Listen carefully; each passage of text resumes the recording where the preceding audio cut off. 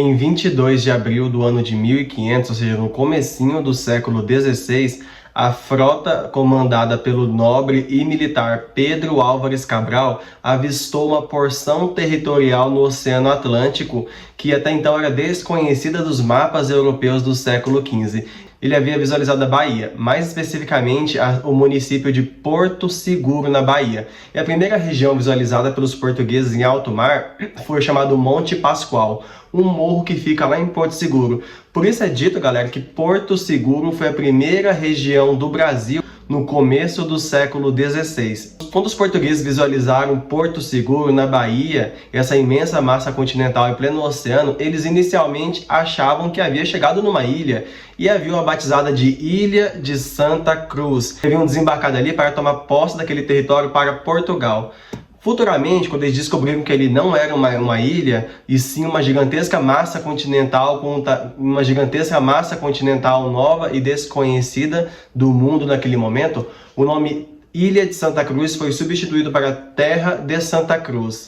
Um dos primeiros grandes documentos históricos que narram a chegada dos portugueses no Brasil de 22 a 24 de abril de 1500 no Brasil, um dos mais importantes documentos que narra essa primeira chegada dos portugueses aqui no Brasil, na região de Porto Seguro, na Bahia, foi uma carta escrita por Pero Vaz de Caminha, que deveria ser encaminhada ao rei de Portugal, que descrevia a chegada dos portugueses aqui e os contatos dos primeiros portugueses da frota de Pedro Álvares Cabral com os nativos que aqui viviam. Pero Vaz de Caminha é um fidalgo português, ou seja, um nobre português que estava na função de escrivão da frota do Pedro Álvares Cabral e que estava naquela embarcação porque o objetivo primário da expedição de Cabral não era chegar no Brasil, era chegar na região de Calicut, na Índia, para fundar ali uma espécie de feitoria portuguesa, na qual o Pero Vaz de Caminha iria trabalhar como escrivão português na Índia, representando ali os interesses portugueses. Mas ele estava na embarcação que chegou no Brasil naquele momento, e a carta que ele enviou de volta ao rei de Portugal é um dos documentos mais detalhados que contam como foi o primeiro contato dos portugueses com os brasileiros no ano de 1500. Desse dia em diante, o litoral brasileiro seria pouco a pouco conquistado pelos portugueses e o Brasil iria se transformar numa gigantesca colônia de Portugal, na sua mais rica e lucrativa colônia. Fidalguia era um título nobiliárquico que existia em Portugal, ou seja, um título de nobreza que era transmitido a algumas pessoas de Portugal. É um título que chegou em Portugal, que foi importado da região de Castela, na Espanha. Era um título utilizado para designar algumas pessoas que tinham o status social de nobreza em Portugal. Essas pessoas podiam ser desde nobres muito ricos, como príncipes, até nobres um pouco mais pobres, até pessoas que não tinham muitas posses. De qualquer forma, era um título que concedia certos privilégios à pessoa que o tinha, como poder, por exemplo, trabalhar em algumas funções públicas no reino de Portugal ou então nas regiões que Portugal dominava e colonizava, como é o caso do Brasil colonial, futuramente algumas regiões da China e da Índia e depois da África. Inclusive, galera, somente nobres podiam assumir cargos públicos na Europa, tanto do final da Idade Média quanto no início da modernidade. Isso era assim tanto em Portugal, quanto na Espanha, quanto na França e em menor medida na Inglaterra. Mas retroagindo no tempo, o que levou os portugueses a chegarem no Brasil? Para entender essa história, precisamos voltar para a Europa do final da Idade Média e início da Idade Moderna, no período das grandes monarquias absolutistas e dos grandes comerciantes que disputavam as rotas de comércio, para entender como que portugueses chegaram num local completamente desconhecido dos mapas da época. Voltemos para a Europa do início da Idade Moderna, das monarquias absolutistas. O historiador britânico Eric Hobsbawm, logo no comecinho do livro Era das Revoluções, fala que lá no século XVIII, na época das revoluções industriais, a maior parte da superfície oceânica já era conhecida dos europeus graças às grandes navegações dos séculos XV e XVI, embora os nossos conhecimentos sobre como é que era o fundo do oceano permanecessem pouquíssimos e escassos até mais ou menos próximo da nossa época. Mas o contorno da maioria dos continentes já era mais ou menos conhecido dos mapas da época. Nos séculos XV, os europeus conheciam apenas a Europa, o norte da África e a Ásia. Todos os mapas feitos naquela época concebiam que a Terra, além de ser plana, que era uma ideia geográfica da Idade Média, só tinha 3 grandes porções territoriais: Europa, Norte da África e Ásia. A África subsaariana, abaixo do Equador, era completamente desconhecida dos europeus e as Américas e a Oceania eram absolutamente desconhecidas. Alguns textos da Idade Média, por exemplo, escritos pelo Santo Agostinho e que duraram muito tempo, diziam que era impossível existir em outras terras, além das já conhecidas dos mapas europeus, porque, segundo a Bíblia, o Evangelho havia chegado a todos os povos do mundo. Então não tinha como haver outros povos não descritos na Bíblia ou onde não havia chegado o Evangelho. E que mesmo que fossem descobertas novas terras fora aquelas já mostradas nos mapas, seriam provavelmente ilhas, terras antípodas, não habitadas por outros seres humanos. E das regiões conhecidas dos europeus, a mais importante para eles era a Ásia. Por quê? Porque o que predominava do final da Idade Média até o início da Idade Moderna era o comércio a longa distância, ou seja, os mercadores europeus costumavam cruzar longas distâncias, saindo da Europa e indo para a Ásia para comprar deles produtos desconhecidos da Europa, as chamadas especiarias, para revendê-las mais caras. Desconhecidas não, quer dizer que não tinham grandes quantidades na Europa, que existiam maiores quantidades na Ásia. Dessas especiarias também, das quais tínhamos vários temperos, tinham, por exemplo, as sedas compradas na China e na Índia, que eram de grande valor na Europa. Galera, como que era a Europa dos séculos XV e XVI? Na Europa existiam monarquias absolutistas, ou seja, eram estados em que o poder executivo estava centralizado nas mãos do rei, que também fazia e executava as leis. Do final da Idade Média para a Idade Moderna, a maior parte da Europa, que era anteriormente fragmentada em vários feudos diferentes, foi unificada em vários países diferentes, os estados modernos. Ou seja, estados onde existia uma moeda nacional, leis que ordenavam a vida das pessoas em sociedade, costumes e um idioma em comum, e um rei que governava como o chefe do poder executivo. Portugal era um estado moderno, onde existia uma monarquia absolutista comandada por um rei. A Espanha era um estado moderno, onde existia uma monarquia absolutista. A França também era. Aliás, a França era a mais tradicional das monarquias absolutistas. E a Inglaterra também era, pelo menos até o século XVII. Os reis, para obterem recursos, para submeter os outros senhores feudais e nobres à sua autoridade e unificar suas regiões, contaram inicialmente com empréstimos financeiros vindos dos ricos comerciantes que tinham em cada região. Por exemplo, o rei de Portugal utilizou-se de empréstimos financeiros vindos dos comerciantes portugueses, a burguesia comercial portuguesa que havia se enriquecido na Idade Média. Assim como na França e na Espanha, os reis também haviam recorrido a empréstimos com esses ricos comerciantes para poderem se centralizar e assumirem o poder nas suas regiões. O rei centralizava toda a autoridade em si mesmo, por isso que a gente falava que era uma monarquia absolutista, onde o chefe do executivo concentra em si os poderes, o que é diferente, por exemplo, das repúblicas, onde o poder não fica centralizado em uma só pessoa, onde o poder é, por exemplo, dividido em um poder executivo, que pode ser um presidente e um primeiro-ministro, o poder judiciário, que é, por exemplo, aqui no Brasil, o Supremo Tribunal Federal, e o poder legislativo, que são, por exemplo, as funções ocupadas por deputados, senadores, vereadores e etc. Na Europa do início da Idade Moderna não existiam repúblicas descentralizadas, existiam monarquias absolutistas, em que o poder ficava concentrado nas mãos dos reis. Os burgueses comerciantes fizeram os empréstimos para os reis de graça? Óbvio que não. Os empréstimos foram concedidos com a esperança de que houvesse um retorno que para eles fosse útil. Os reis trataram imediatamente, depois de assumirem o poder, de assegurar os negócios desses ricos comerciantes que eram os burgueses, protegendo o comércio deles dentro da fronteira de cada país. Por exemplo, surge uma monarquia absolutista em Portugal. O rei trata logo no começo de proteger os negócios dos comerciantes portugueses, expulsando de território nacional comerciantes franceses, ingleses, holandeses, para que a população local comprasse os produtos apenas desses comerciantes portugueses, o que fazia com que eles tivessem altíssimos lucros, porque eles tinham então o monopólio da venda de vários produtos que a população precisava para sobreviver. Se somente um grupo de pessoas pode vender determinado produto, eles têm um monopólio. Se eles têm um monopólio, eles não têm concorrentes. Não tendo concorrentes, os preços são os mais altos possíveis, são os preços que eles estabelecem. Se vários comerciantes de outros países pudessem concorrer com eles, os preços baixariam mais porque eles teriam concorrência, mas não havia concorrência. E o rei de Portugal tratou logo nisso de expulsar os comerciantes franceses, ingleses e holandeses de Portugal para dar um monopólio a eles. Esse monopólio também se estenderia a qualquer outra região que Portugal controlasse.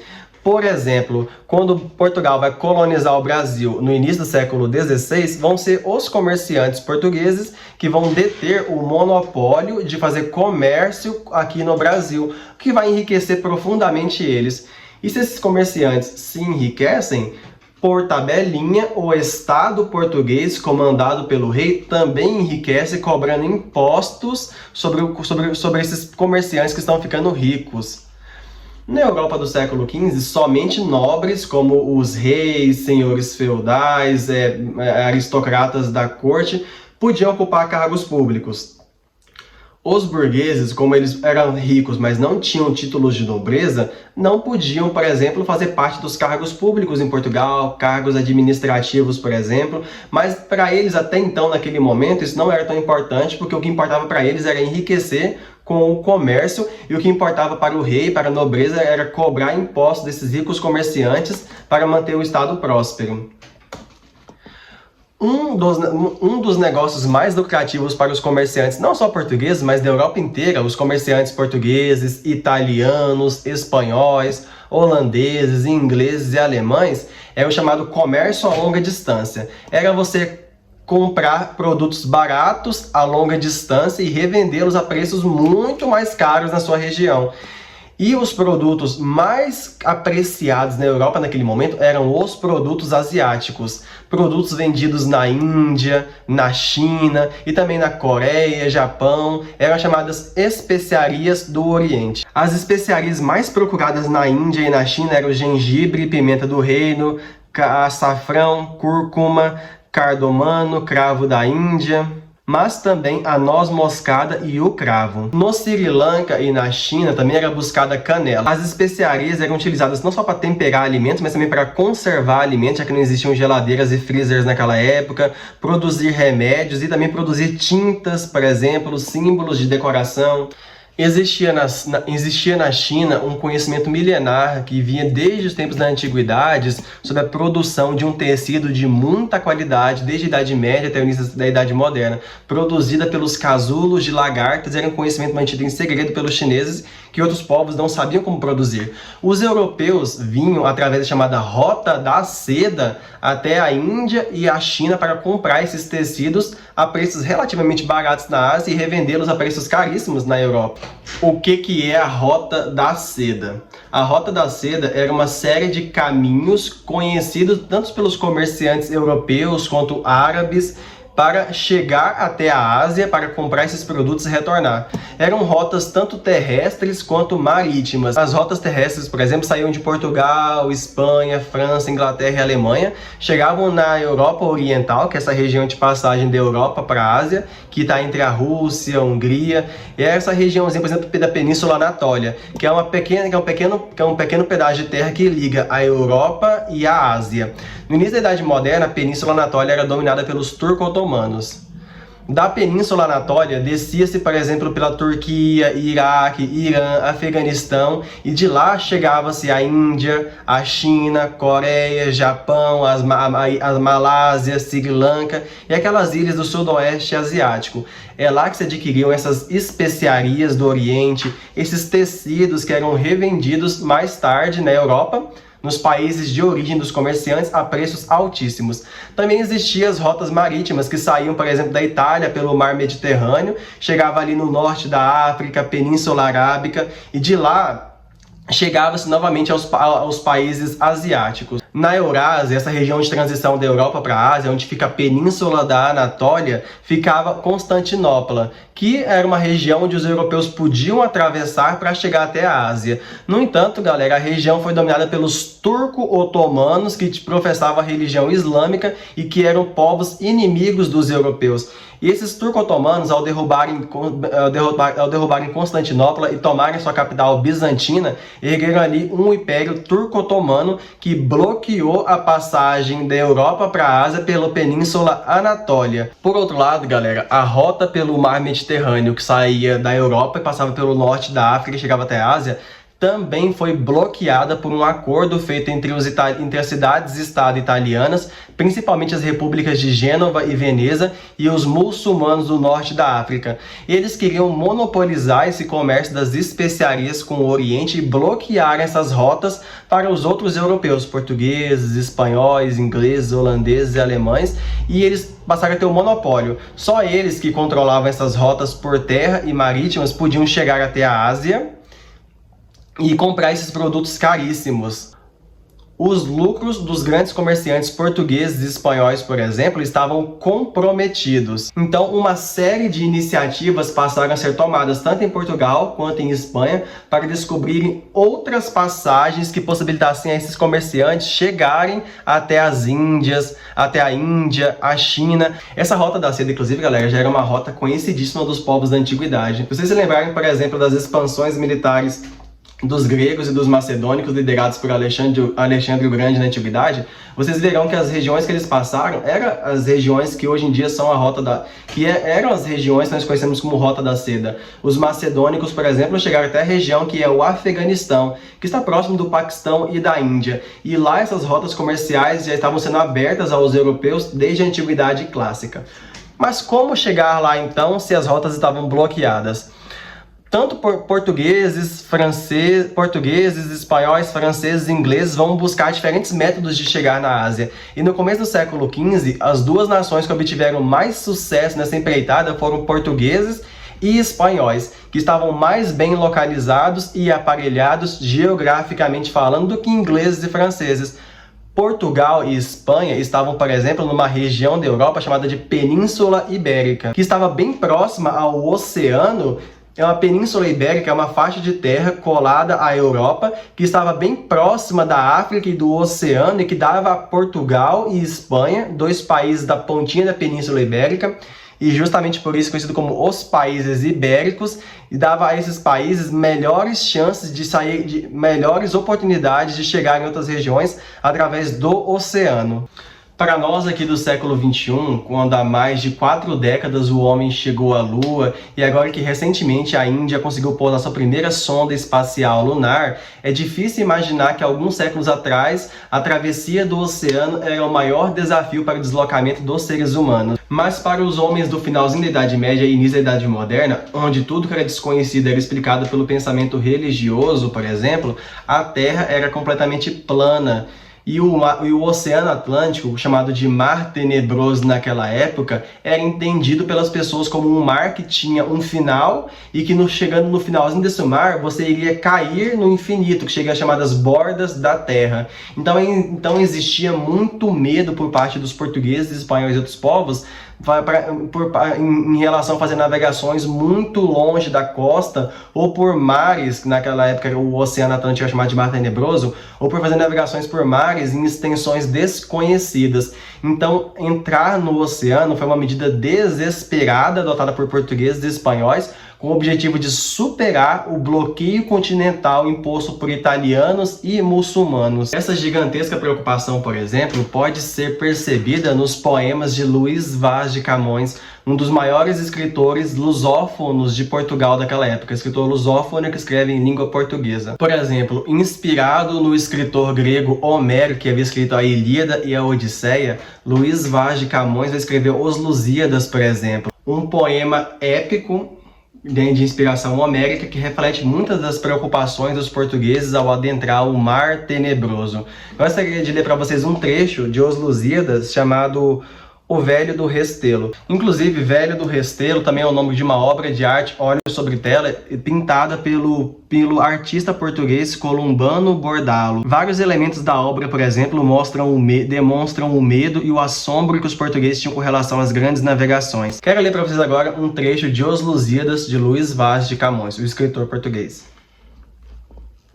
dura inquietação da alma e da vida, fonte de desamparos e adultérios, sagaz consumidora conhecida, de fazendas, de reinos e de impérios, chama-te ilustre, chama-te subida, sendo dina de infames vitupérios. Chamam-te fama e glória soberana, nomes com que se o povo nécio engana. A que novos desastres determinas, de levas este reino e esta gente. De que novos desastres. Que perigos, que mortes lhe destinas, debaixo de algum nome preeminente. Que promessas de reinos e de minas de ouro lhes fará tão facilmente. Aqui ele está falando das promessas de riquezas que eles pretendiam encontrar desbravando esses mares e oceanos para chegar em outros locais. Por exemplo, desde o início da colonização portuguesa no Brasil, surgiam lendas de que existiam grandes minas de ouro por aqui, ou então cidades construídas de ouro que os portugueses encontrariam, né? O chamado Eldorado, nunca encontrado nem no Brasil nem em outras partes da América. Muitos portugueses morreram nas tentativas de encontrar essas riquezas. Por isso que o Luiz Vaz de Camões escreve esse trecho aqui. Que perigos, que mortes lhes destinas, debaixo de algum nome preeminente. Que promessas de reinos e de minas, de ouro que lhes fará tão facilmente. De ouro que lhes fará tão facilmente. Que fama lhes prometerás, que histórias, que triunfos, que palmos, que vitórias. Portugal, o mais ocidental dos países europeus, foi o primeiro a lançar-se nessa empreitada, nessa expansão marítima em busca de novas rotas para chegar na Índia. É o que a gente chama de expansão ultramarina portuguesa, também seguida logo depois por espanhóis, franceses e ingleses.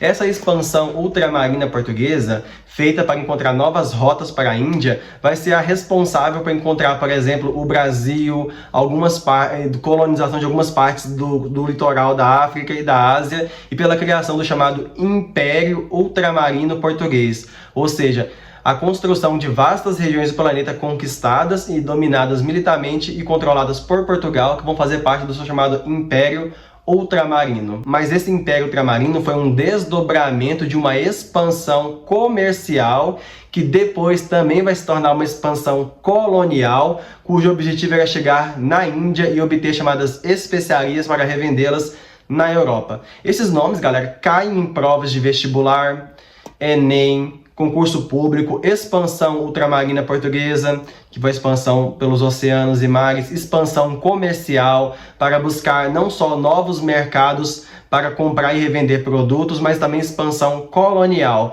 porque acabou resultando na colonização do Brasil, de partes da África, da Índia, da China, de partes da Ásia. Do porto de Lisboa, em Portugal, bem na pontinha da Península Ibérica, vão sair então embarcações cujo objetivo era chegar na Ásia, circunnavegando todo o continente africano e chegando na Ásia. Os portugueses pensaram, se a rota pelo mar Mediterrâneo e por terra estão bloqueados por italianos e muçulmanos, então nós iremos contornar a África para chegar na Índia. Circunnavegar o continente africano para chegar na Índia.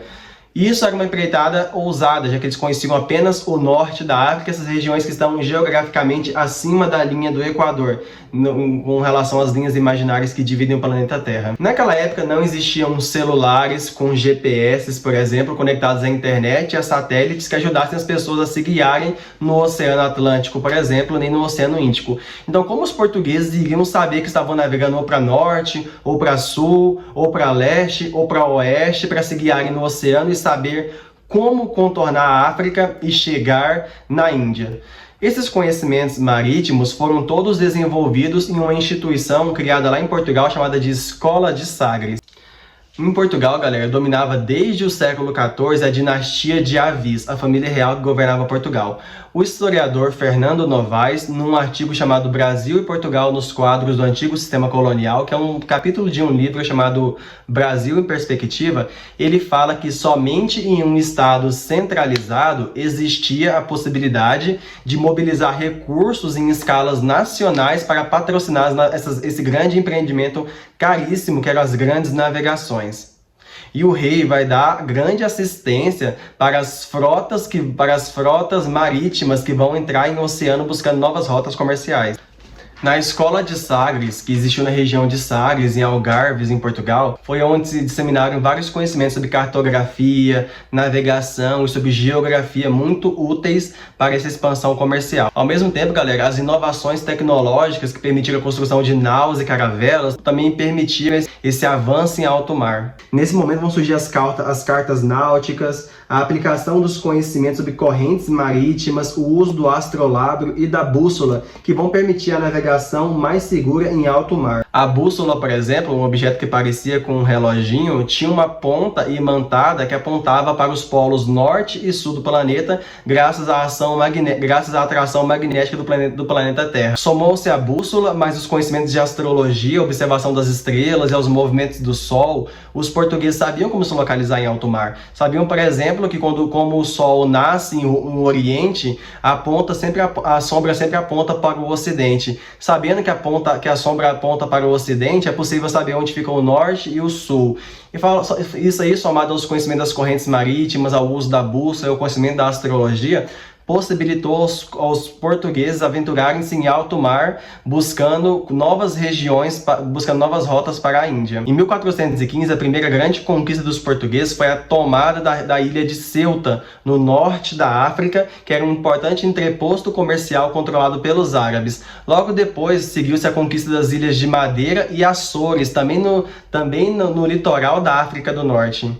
Iniciava lentamente o processo de circunnavegação da África, um processo que ainda duraria 73 anos e que só seria finalizada com a chegada de Vasco da Gama no subcontinente indiano, no Oceano Índico.